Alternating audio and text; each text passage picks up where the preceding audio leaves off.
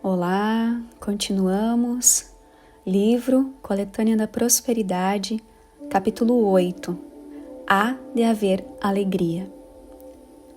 Há uma palavrinha-chave para a história, que deve ser aplicada continuamente, em todas as ações que falamos para o crescimento e em tudo na vida. A alegria. Sem alegria, não tem como ter crescimento continuado consistente. Ano após ano, continuamente, esse contínuo só pode acontecer se tiver alegria. Se vai vender o bolo tristemente, revoltada, ó céus, ó vida, reclama que tem que vender o bolo no sol, não venderá o bolo. Porque o que move o universo é a emoção, energia em movimento, alegre. Novamente, a crença limitadora influenciando e prejudicando. Vocês já devem ter escutado desde que nasceram que tem que sofrer para crescer. Então, se for alegre, já é visto com ressalvas. Quando está alegre, já pensam que pode ser algo superficial. Ou essa pessoa deve ter uma personalidade superficial, não tem a profundidade do sofrimento. Nas artes e nas grandes obras de música, de literatura, temos as pessoas que sofreram barbaridade, produziram muito mais obras lindíssimas. É possível produzir obras deste grau sofrendo, mas também é possível produzir com alegria. É uma escolha. Não há necessidade de ser pelo sofrimento. Aquela luta em glória, não há necessidade de ser assim. Mas num planeta, com essa história que nós temos, fica parecendo que só tem um caminho de crescimento, que tem que ser a dor. Para que tenha efeito e sejam prósperos, para todo mundo ter acesso, tem que ter guerra. Vemos 6.000 anos de história com no máximo 30 anos de paz. Não há necessidade de ser desse jeito. É por essa razão que a pessoa, não estamos fazendo apologia que não ter que ter espiritualidade, que não tem maiores preocupações, mas tem alegria. Ela cresce por causa da alegria. Quando você vai empreender alguma coisa, o primeiro fator é se tem alegria. Se não tem, nem começa, porque será perda de tempo. Naqueles 30 produtos citados no capítulo anterior, vamos analisar. Está tudo indo bem, está todo mundo feliz, está vendendo 10, 15, 30, a família está trabalhando. Daí há aumento e o que acontece? Atrito. E o atrito faz o quê? Tirou a alegria. Acabou a alegria interna na família porque tem que trabalhar mais. O que estancou o trabalho foi a falta de alegria. Enquanto eles estavam produzindo alegremente, felizes, brincando, tudo estava andando. Sem alegria, não dá para ganhar dinheiro e não paga a dívida. Primeiro, tem que ficar alegre. Após isso, ganha. Por que se coloca o foco nos aspectos negativos da existência? Por que se fala de problemas? Por que se discute? Por que se escolhe a pior opção em termos de felicidade pessoal? Por que se escolhe o pior emprego? Por que se escolhe o pior relacionamento? Por que se sabota a saúde de todas as formas? Por que se perde dinheiro em todas as formas de sabotagem possíveis? Por que se apegam a tabus e preconceitos que só geram infelicidade? Tudo isso impede alegria e, com isso, impede toda a possibilidade de crescimento e evolução. Uma cliente disse: Hélio, pegou pesado na palestra. O que ela quer? Que passe a mão na cabeça? O trabalho é promover o crescimento de todos. Somente a verdade faz com que haja evolução. Atentem para a preguiça e a zona de conforto. É nisso que está uma grande parte do problema. Resistir ao crescimento só trará problemas mais cedo ou mais tarde. E isso significa perder dinheiro também. Hoje em dia, fala-se muito sobre a importância da alegria para se ter os resultados que se quer, principalmente em termos de prosperidade econômica. A alegria que gera dinheiro e prosperidade é aquela da nossa mais profunda essência. Uma alegria visceral, que vem do mais fundo de nós. quando temos essa alegria? Quando fazemos o que nos realiza. Quando temos um perfeito equilíbrio bioquímico entre neurotransmissores e hormônios. É perfeitamente possível alcançar isso. Pode parecer utópico, mas não é. Claro que se a pessoa está há muitos anos na tristeza ou desespero silencioso, levará um tempo para reverter isso. Pouco tempo, se a pessoa se dispuser a dar uma chance para sua própria felicidade, e isso dá muito resultado em termos de dinheiro. Um sentimento de poder total, autoconfiança total, de fazer o que gosta, de fazer o que nasceu para fazer, de autocontrole total, de entender como funciona a vida como ela é, como dizia Joseph Campbell. Dinheiro é pura consequência dessa alegria. Impossível não ter o dinheiro que se precisa quando se tem a alegria mais profunda. A alegria de estar em fluxo com a vida, celebrando a vida em todos os momentos. Um cliente que mora no exterior comentou comigo esses dias que foi promovido a gerente de uma filial da seguradora onde trabalha. É um bom desafio. O que ele disse? Será um grande aprendizado de qualquer forma. Essa é a atitude do vencedor. Este é aquele corredor do qual a cliente disse para um gerente do banco que falou que se ela não fizesse seguro na agência, pagaria mais juro no financiamento da casa. Ela respondeu: não importa, eu quero fazer o seguro com ele. Imaginem o atendimento que ele dá. Como se pode dar um atendimento que gera essa atitude de uma cliente? Com alegria, dando o melhor de si para o melhor negócio para o cliente.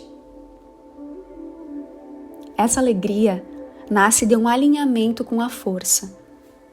Para usar um termo criado por George Lucas, parece abstrato? Dizem que o átomo é abstrato. Viram o que dá para fazer com essa abstração no dia 6 de agosto de 1945?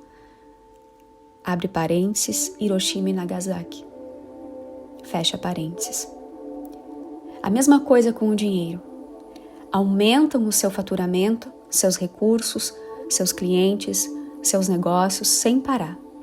E isso é uma coisa que se pode reproduzir sempre que se quiser. Não é sorte nem azar. É o que chama de protocolo. Sempre dá resultado. A meditação também leva a esse estado com a devida aplicação. É possível mudar a vida para se chegar a esse estado? Claro que é. Todos podem conseguir. Tudo pode ser acelerado, exponenciado sem cessar. Esse sentimento de fluxo está ao nosso alcance o tempo todo. Pode ser sua natureza se quiser. Aquele sentimento de fundo que os psicólogos falam, o sentimento que permeia todo o ser. Dessa forma, a energia passa por você, por dentro, e cria tudo o que se pensa, sente e deseja. Mas quando estou no metrô, olho o rosto dos demais passageiros. Na maioria vejo um silêncio desesperado, uma tristeza profunda, uma desesperança. A prosperidade em todos os aspectos e em todas as áreas somente advém de uma profunda alegria. Aquele sentimento de fundo que permeia todas as nossas ações. Esse tipo de alegria somente temos quando sentimos aquela sensação de fluxo oceânico com a criação. Essa alegria de ser um só com o Criador e toda a criação é que permite criar todas as situações que queremos e desejamos. Quando se chega nesse ponto, é instantâneo. Essa alegria é fruto de saber, de conhecer. Não é achar, é saber. Existe uma enorme diferença. Saber é vivenciar. Tem-se certeza porque se conhece, é vivenciado. Tudo que existe no universo só pode ser criado com extrema alegria. Uma alegria genuína, a alegria das crianças inocentes e boas. Essa alegria de deslumbramento e gratidão que sentimos quando estamos em êxtase. Essa experiência de pico Como Maslow falava, é essa experiência cósmica de união com o todo. Isso, em algumas pessoas, acontece uma vez na vida. Em outras que chegaram na fusão com o todo, passa a ser o sentimento contínuo de amor sem fim. É a alegria de amar incondicionalmente. Quando chegamos num ponto em que não há mais possibilidade de outro sentimento que não o amor. Amor numa intensidade tão grande, numa amplitude tão imensa, que não importa mais de que lado das dimensões da realidade estamos. Continuamos amando sem cessar, sem tabus e sem preconceitos. Puro amor, pura doação, criando uma hierarquia entrelaçada que se reforça por si só. É com essa alegria que criamos o que queremos, desejamos ou precisamos. Caso não se esteja criando com facilidade, é porque está faltando essa alegria pura, transbordante e infinita. Como se pode chegar a sentir continuamente essa alegria? Entregando-se incondicionalmente ao todo e deixando que Ele dirija a sua vida. Há um versículo que fala bem sobre: ao que tem, mais lhe será dado, e ao que não tem, o pouco que ele tem, lhe será tirado. Como você entende e interpreta esse versículo? Parece a coisa mais injusta do mundo. Quem está rico vai ficar mais rico ainda e o pobre vai ficar mais pobre ainda. Como pode ser dessa forma? Porque é física o que foi falado, puramente mecânica quântica. Se você emana pobreza, você traz pobreza para si. Se você emana riqueza, vem mais riqueza. Foi exatamente isso que ele quis dizer. Então, ao que tem, como a pessoa está emanando prosperidade, ela se sente próspera e volta mais prosperidade. Se ela se sente pobre, volta mais pobreza. Assim, aquele que tem, terá mais ainda, e o que não tem, ficará pior ainda. Bastaria entender isso. E olhe que isso está falado com todas as letras há 2000 anos. Mais claro impossível. É como o versículo: tudo que vocês pedirem, crendo que receberam, receberão. O receberam, o verbo está no passado, e o receberão está no futuro. É só você pedir. Pediu? Já criou, já recebeu. Então, já está recebido. Deixe em paz isso, que já tem e já chegará a essa dimensão na hora devida. Não se preocupe, está tudo sendo providenciado. Virá. Isso exige um grãozinho de mostarda de fé, que é o que foi falado. Se você tiver um grãozinho de mostarda de fé e falar para essa montanha, sai daí e vai para lá, sabe o tamanho do grão de mostarda? Basta ter essa consciência. É a mesma consciência que o centurião romano tinha falado quando foi falar com o mestre. Ele falou: eu tenho um funcionário que está doente, você pode ajudar? O que Jesus respondeu? Vamos lá. Ele falou: não precisa, basta um desejo seu e já está curado. E na mesma hora, o funcionário foi curado. Esse centurião tinha fé. Ele conhecia intuitivamente mecânica quântica. Bastou um sentimento, está curado. O ser humano, quando tem problema, tenta resolver por sua conta. Quando os recursos se esgotaram, ele costuma pedir em oração. Ora para aquilo que ele acredita, para aquele ser, para Deus ou para os anjos, ou para os seus protetores pedindo. A oração de rogo não tem fundamento. Ela não funciona. Se a pessoa está rogando algo, é porque ela não tem. Ela está pedindo. Qual é a oração que funciona? A de gratidão, a de agradecimento. A pessoa teria que agradecer pela prosperidade que ela tem, pela saúde, pela abundância crescente, etc. Tudo de bom que ela já tem. Pedir coisas que você não tem só faz com que tenha menos ainda, Porque você mandou carência, volta carência. É preciso ficar claro que cada ser é um co-criador. Em última instância, ninguém pode violentar a vontade deste co-criador. E é que ele não enxerga e não entende isso. Mas se você, que está em um patamar acima, enxerga isso, você sabe que ele é um co-criador. Ele está criando aquela situação toda. Você sabe que ele é um co-criador. O que você pode fazer? Você pode mudar a criação dele? Não pode. Porque ele está usando a centelha dele para criar aquela dificuldade. Você não pode interferir nisso. Ele pode pedir e rogar o quanto quiser, que não se pode fazer nada, porque é ele que manda. Não há superior em termos de centelha, não tem. Ele não precisa ficar rogando, porque não há ninguém. Chefe, não tem. Ele é o chefe, a centelha dele. Se ele sair de lado e deixar a centelha trabalhar, está tudo resolvido. Mas o ego dele não deixa.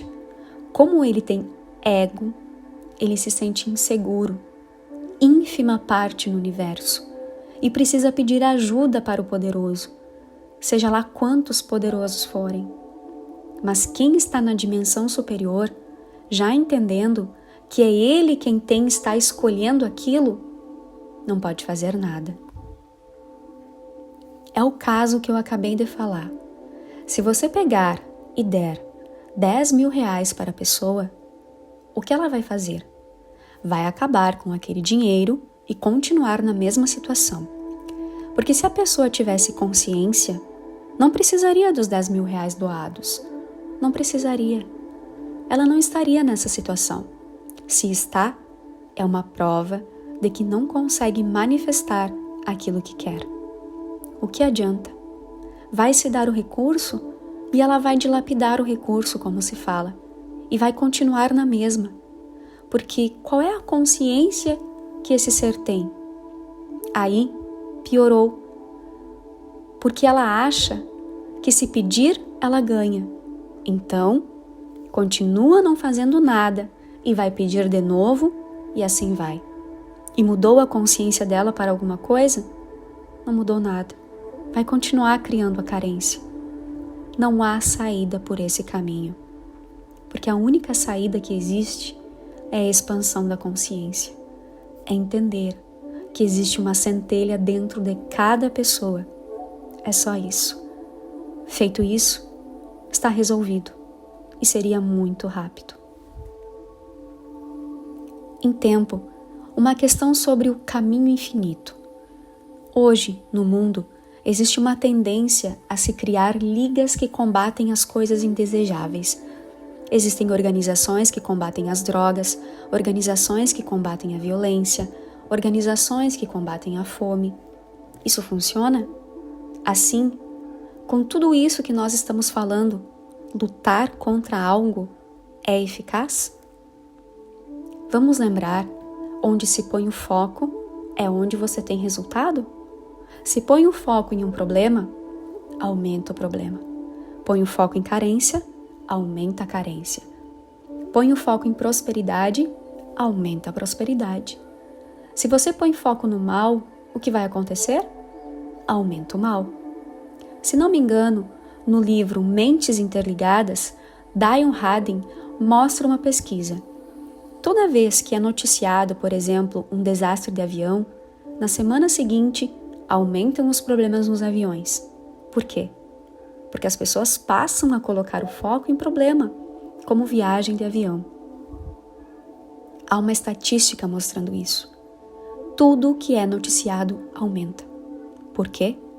Porque um grupo grande de pessoas passou a focalizar naquilo, colocou a atenção, aumenta o problema. Essa ideia de combater tal coisa ou problema vai aumentar o problema. Vamos falar em termos de religiões. Como é que você eliminaria o pecado? Combatendo o pecado? Não é estimulando a virtude? Você vai acabar com a pobreza? Não é aumentando a riqueza? É justamente o contrário que é preciso fazer. Tudo seria resolvido se o foco estivesse na solução. Como Joel dizia, não existe a doença. Você não tem que curar nada, ela não existe. Só que precisa ser sentido, focar prosperidade. Eu tenho dinheiro, é isso que é necessário pensar. Eu sou próspero, eu tenho dinheiro. A pessoa responde, mas eu não tenho. Por esse motivo que não tem, porque está focando, não tenho. Lembram? Tudo que pedirem, crendo que receberam, receberão. Existe um intervalo de tempo. Não importa praticamente se você tem ou não. É irrelevante. Você não tem porque está colapsando o não tem. Agora, se parar por um segundo, eu tenho, e agradecer, imediatamente a porta se abre para aquilo vir. Por que está com dívidas? É porque a visão de mundo que ela tem, a filosofia de vida dela, por algum motivo, leva a criar esses problemas financeiros. Se tivesse foco no dinheiro, na prosperidade, e não visse diferença alguma entre lado espiritual ou mundo espiritual e mundo material, ou acreditasse que o dinheiro é contra a espiritualidade, ou afasta da espiritualidade, ou impede a espiritualidade e coisas assim, se ela não tivesse isso, ela teria focado corretamente e pode ter prosperidade contínua e abundante. E nem pensaria nisso. Essa é outra questão. A pessoa próspera não pensa em prosperidade. Ela é próspera. Nem passa pela cabeça dela, preciso ganhar dinheiro, tenho que ganhar dinheiro, necessito ganhar dinheiro. Isso não passa pela cabeça das pessoas que ganham dinheiro. Eles nem olham o saldo bancário. Cada dia entra mais dinheiro. É natural. Eles são assim. É assim. Lembram? Deus é amor? O próspero é próspero. Ele nem se preocupa com essa questão do dinheiro. Isso, para ele, é um recurso que ele usa para crescer mais ainda. Ele não está nem um pouco preocupado com ganhar dinheiro. Outro dia, há uns meses atrás, em entrevista na CNN, um grande empresário brasileiro é questionado: quanto você acha que terá daqui uns 10 anos?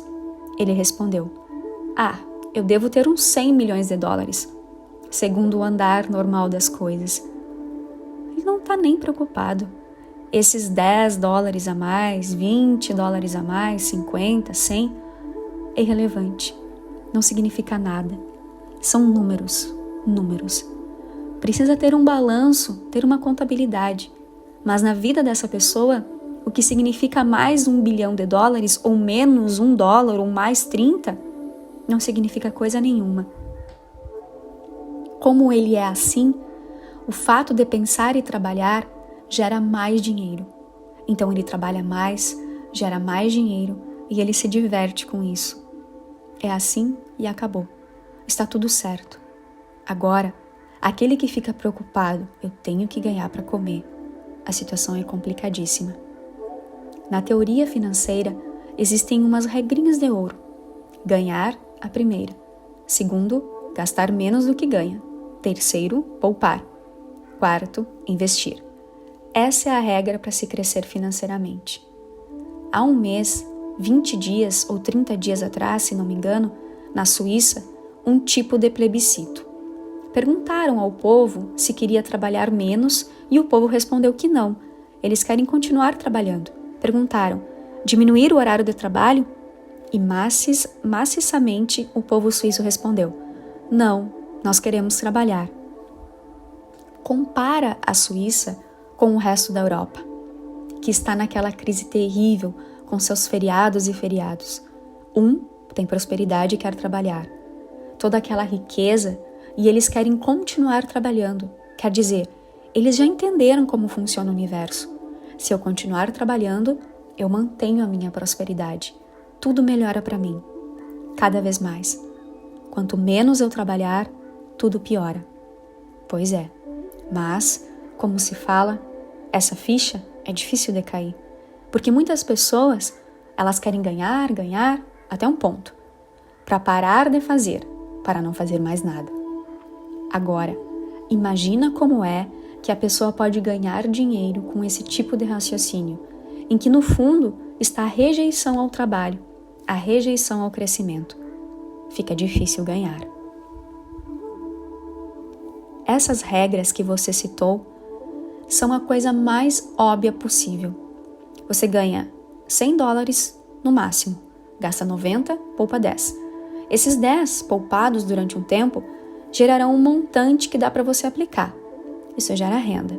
O dinheiro passa a gerar dinheiro, não do seu trabalho. Você não ganha dinheiro com o seu trabalho. Isso é no começo. Você trabalha, poupa, capitaliza. Essa é outra questão interessante, porque até hoje se diz que nós vivemos num regime capitalista, mas é pura ficção, é pura propaganda. Isso não é real, porque no capitalismo o que se faz? Capitaliza-se. No capitalismo, o ideal das pessoas em termos econômicos é guardar dinheiro, capitalizar-se. Porque quando você ficou capitalizado, o próprio dinheiro rende mais dinheiro. Capital gera capital. Não vai mais trabalhar para poder juntar. Você já ganha dinheiro por meio do dinheiro que você já capitalizou. Isso foi o que aconteceu nos séculos 18 e 19. Porque se chegou nesse tremendo domínio financeiro americano e inglês no mundo? Porque eles fizeram isso. No início, só guardaram e guardaram. É o que acontece na Alemanha hoje. Os alemães poupam, poupam e poupam. Precisa fazer campanha para que eles gastem alguma coisa, porque a índole deles é poupar. O povo entendeu, se eu capitalizar amanhã, eu sou independente, que a pessoa está procurando. A independência dela, elevadíssima, autoestima, não é? Eu ficarei independente. Daí, eu posso crescer mais. Na Alemanha, lembram? No mapa da Europa? É óbvio que você ganha, poupa, acumula. Isso gera renda por si só. E você reinveste. Ganha mais, aí reinveste. Ganha mais e assim sucessivamente. E num instante, daqui a pouco, você está independente. A crise econômica mundial pode nos atingir durante 25 anos. Houve a criação de uma bolha. As pessoas pensam que bolha é crescimento. Bolha é um negócio artificial. Incha-se com dívidas. Aparentemente, há crescimento. As pessoas têm mais carros, mais casas, mais todas as coisas materiais. Isso dá a ideia de que a pessoa está crescendo, mas não é real. Ela está se endividando. Por exemplo, construiu-se uma quantidade tão absurda de prédios, de apartamentos em alguns países. Algumas pessoas começaram a questionar aquela política. Quem vai morar nesses apartamentos? Quem comprará tudo isso? Imaginem o país inteiro freneticamente construindo apartamentos. E o que se dizia naquela época há 10 anos? Não se preocupem, depois de alguns anos estica-se a capacidade de endividamento. Você tira o dinheiro de um banco e chega a hora que tem que pagar esse banco. Então, você tira dinheiro do banco 2 para pagar o 1 e paga o 2. Porém, você não consegue mais pagar nem o 1 e nem o 2. Você tira do 3 para pagar o 1, o 2 e o 3. Depois, tira do 4 e assim vai. Entra tudo nesse bolo. E mais 15 anos de cartões de crédito que a maioria tem. E assim vai. Só que isso é limitado. Tem o que se chama capacidade de endividamento ou limite de crédito. Os bancos, mesmo que esse sistema não esteja integrado, de um jeito ou de outro, começam a avaliar a sua capacidade de pagar. Começam os atrasos, porque já não se consegue tirar de um banco e pagar 8 bancos, por exemplo. Mas atrasou aqui, atrasou ali, e isso levanta uma poeira, e daqui a pouco, o banco 1 corta o crédito, o outro corta e o outro corta. Quando isso é feito em cima de uma pessoa, de um país, não é nada. Uma meia dúzia não é nada.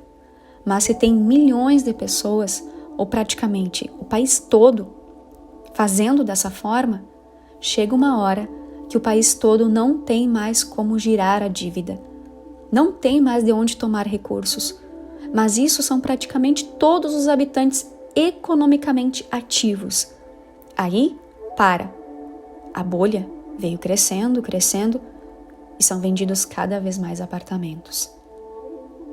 Levantam-se mais prédios e vende-se todos. E hoje vale $30 mil, amanhã 60, depois vale 120.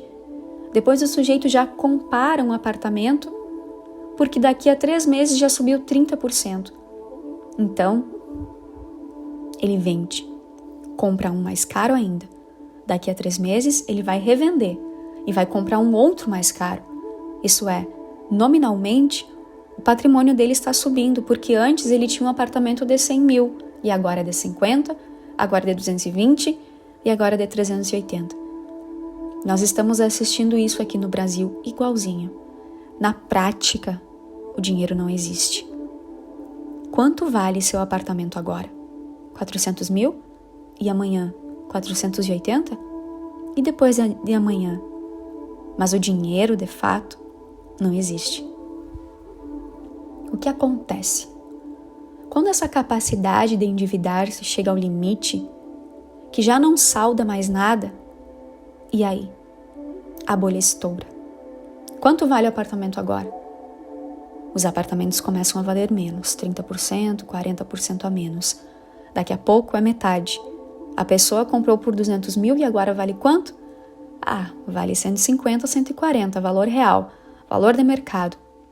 Também está acontecendo isso no Brasil. Quanto você acha que vale o seu carro? Um Fusca, ano 66. Você acha que vale R$150, 150 mil? Tenta vender. Vem um e fala, eu dou 2 mil. Quanto vale o carro? 2 mil é o valor do mercado. Se ninguém pagar, não vale. Vale o que paga. O que aconteceu com os apartamentos?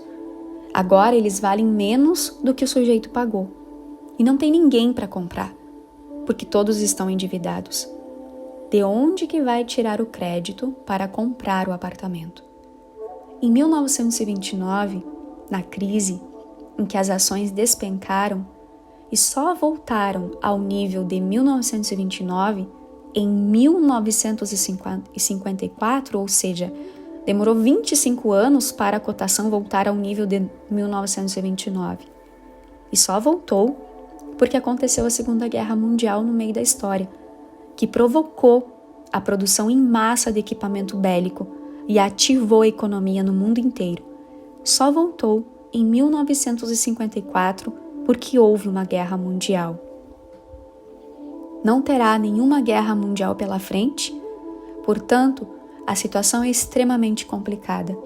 Ou se troca o paradigma, o sistema de crenças do mercado financeiro, econômico, terrestre, ou simplesmente não existe saída. Acontece que não há crescimento real. O que é o crescimento real? A pessoa está num nível de renda X e ela sobe, ela ganha mais e socialmente ela ascende um patamar superior. E vai acontecendo isso. Pessoas migram de uma classe para outra e assim sucessivamente. Eu pergunto, vocês veem isso acontecer no Brasil? Você sente isso à sua volta? Entre os seus conhecidos, os seus parentes, todo mundo com quem você convive? Aqui, no chão, no sujeito da rua, como se fala nos Estados Unidos? Você não sente isso. Se você está no comércio e tem contato com os comerciantes, taxistas, empresários, todo tipo de profissões como eu tenho, isso, em um número grande, há uma amostragem estatística perfeita da situação do país. Não existe isso. É totalmente estratificado, isto é, paralisado. Quem está na classe X, continua na classe X. Quem está na classe Y, continua na classe Y. E assim, sucessivamente. E no Brasil, a concentração de renda é das piores do mundo. Quer dizer, a pior situação de concentração de renda. A renda está, literalmente, na mão de meia dúzia de pessoas. Não há movimento nenhum social. O fato das pessoas poderem ir a uma loja de departamentos e comprar televisão, DVDs, celular, essa parafernália toda, não significa crescimento nenhum. Significa endividamento. Como se diz agora, as classes C e D estão tendo acesso ao crédito, podem comprar à vontade, mas pagar é outra situação. Esse tipo de política que temos aqui no Brasil, mais cedo ou mais tarde, levará a situações explosivas também. Porque os guetos ficarão cada vez mais fortificados, digamos assim. A periferia se expande sem parar. Há uma ilha de prosperidade, meia dúzia. Se olhar de cima de um avião, verá no entorno um oceano, um mar, que não acaba mais. De quê? De miséria. Por mais que se tenha, vamos dizer, controle social, que seja possível manter todas as pessoas paralisadas, porém, há uma problemática de como sustentar isso indefinidamente. Aqui no Brasil, essa pobreza continua, que gera toda insegurança e todo esse entorno da criminalidade, de drogas e tudo mais. Por quanto tempo pode ser estendido? Na prática, pessoas que têm os recursos também estão pagando um preço. Elas acham que aparentemente não. Se tenho um carro blindado, estou imune à problemática toda. Mas não é bem assim. Você pode ter carro blindado, mas ao sair do carro passa a ter problemas. Existem os guetos dos apartamentos de milhões e milhões e milhões, onde ninguém sai do gueto. Tudo é ali dentro. Hospital, escola, shopping center, tudo está dentro daquele conjunto. Por quanto tempo isso se estenderá? Não é por muito tempo. A mudança de frequência que está acontecendo no planeta inteiro fará com que essa situação tenha de mudar. É o que eu estou dizendo. Não tem jeito de consertar, dar um jeitinho. Não tem mágica dentro do sistema atual que resolva essa situação. Essa visão de mundo material, mundo espiritual, gerou esse tipo de situação econômica no planeta. A base de tudo isso é este paradigma religioso, essa visão de que eu estou aqui e a divindade está lá fora e cada um na sua. Não existe unidade, não existe unificação, não existe nada. Portanto, problema do outro. Essa filosofia está na base de todo o sistema financeiro, econômico, político e social. Como é impossível persistir ao longo do tempo, este ano é decisivo. As mudanças já estão acontecendo, porque a mudança da frequência já aconteceu. A frequência que chega até o planeta, a informação que chega até o planeta já mudou. As pessoas esperam a mudança no dia 21 de dezembro de 2012. Não sabem que o trem já saiu da estação e está ganhando velocidade sem parar. Pensam que o trem está parado, para ver o tamanho da problemática de percepção. Se as pessoas parassem para olhar as notícias, veriam como está o planeta, que algo muito forte e poderoso aconteceu e está acontecendo.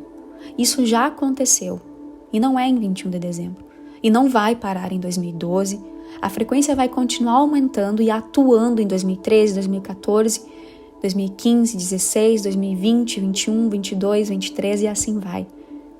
Não há retorno ao mundo antigo ou na situação anterior.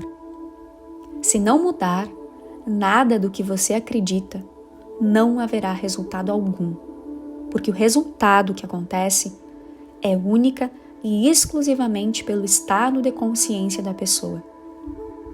Não existe outra mágica, não existe mais nenhuma técnica, não existe ferramenta, não existe coisa alguma no mundo que resolverá o problema a não ser a sua própria consciência.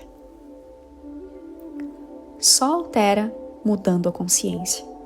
Enquanto isso não ficar claro que a consciência é o universo inteiro, isso ficou claríssimo no experimento da dupla fenda, não do efeito retardado. Não existe matéria, só existe consciência. Então, Tudo o que acontece na vida da pessoa é fruto da consciência que ela possui. Ela acredita em problema, ela terá problema. Ela acredita em doença, ela terá doença. Ela acredita em prosperidade, ela tem prosperidade. Tem emprego, tem qualquer coisa.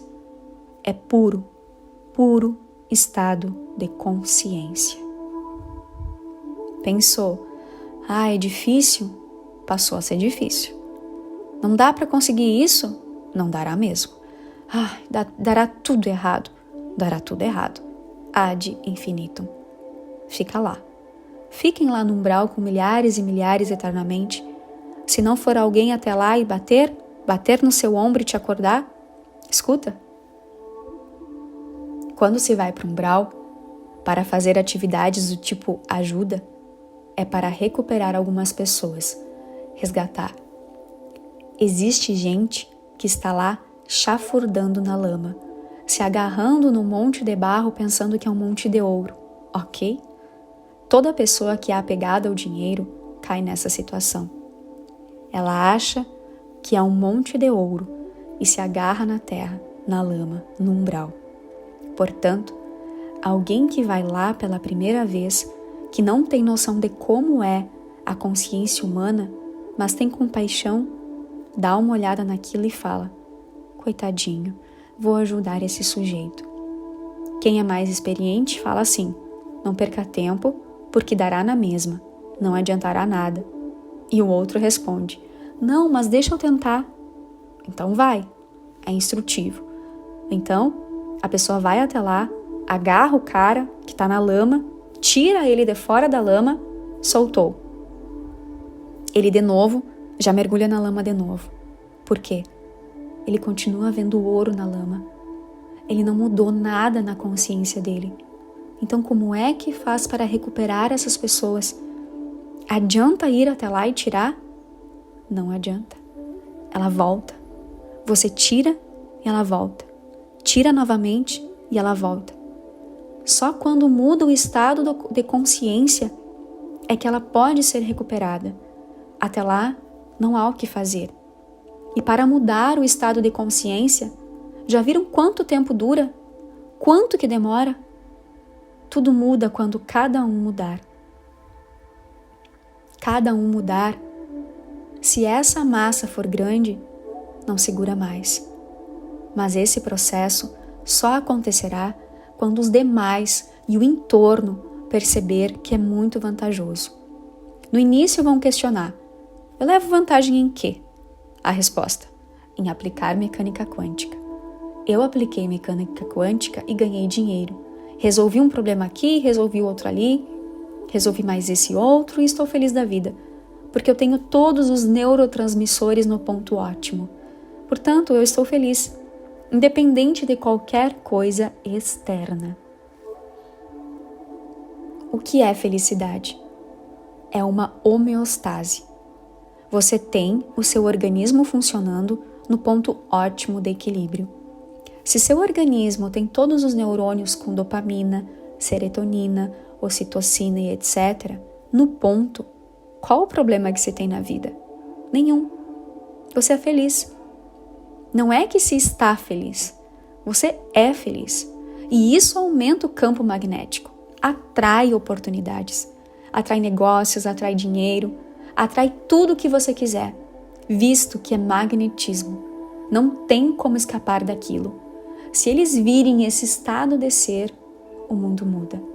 Por isso que há 10, 20 ou 30 anos, na cidade de Sedona, no estado do Arizona, Estados Unidos, tem canalizações contínuas e tem especialistas. Tem um espírito especialista só em prosperidade, ganhar dinheiro. Ele vem e ensina técnicas e técnicas de como ganhar dinheiro, de manifestar a realidade, visualização criativa, colapsar a função de onda. Só que ele não usa essa terminologia, mas são regras e regras, ano após ano ensinando. Pode entrar na internet, Sedona, procurem, só ensinando a ganhar dinheiro. Por quê? Por que Sedona? Por que se faz essas atividades? Porque lá em cima se analisa o seguinte: como faz esse povo do planeta Terra se mexer? Qual é a motivação deles? Dinheiro? Então vamos dar dinheiro. Sendo assim, escolhem um indivíduo e o envia. Vá até aquele local e explique, dê técnicas para eles ganhar muito dinheiro. Pois quando ganharem dinheiro, forçosamente, eles irão dar o salto de consciência. Porque senão, ficar parado no mesmo pensamento, enquanto eu não conseguir um carro, eu não penso em mais nada. Enquanto eu não tiver um apartamento, uma casa, ou não sei o que, eu também não faço mais nada. Pois são 10, 20, 30 anos para conseguir ter uma casa. Fica parado naquilo ali. Ou viajar em determinado lugar, ou etc. Você está dentro de uma realidade, mas não precisa fazer parte dessa realidade. É então que entra, abre aspas, muitos mundos, fecha aspas, que a revista Scientific American não acredita. Você tem o seu universo e tem o do povo. O do povo terá desemprego, suicídio, falência, etc. O seu, não existe nada disso. Só tem prosperidade e abundância. Mas você tem que estar nesse mundo seu conscientemente. E quem que acredita esse mundo seu ou esse mundo universo particular aqui? É um colapso da função de onda. E quem colapsa a função de onda para estar no universo paralelo? O todo ou a centelha. Então, não pense que todos vão naufragar e eu vou ficar numa boa, porque eu vou ter um universo paralelo particular e nele não acontece nada. Já está avisado. Quando a coisa acontecer e perder o emprego, não adianta chorar as pitangas e falar: ah, você falou que tinha um mundo paralelo e que eu ia ficar nesse local e teria um emprego para mim e o resto da eternidade. Eu não falei isso. Existem infinitos universos paralelos, mas quem cria é o todo. E quem está no ego criará o quê? O ego cria o Zé da Silva, RG número tal. Nada. Ele não cria nada. Ele não acredita em nada. Ele não quer se envolver com nada. Ele não quer nada. É o povo. Tem limitação, tem todo tipo de problemas. Vocês já imaginaram se o povo inteiro, se os 7 bilhões deixassem a centelha trabalhar, como seria esse planeta?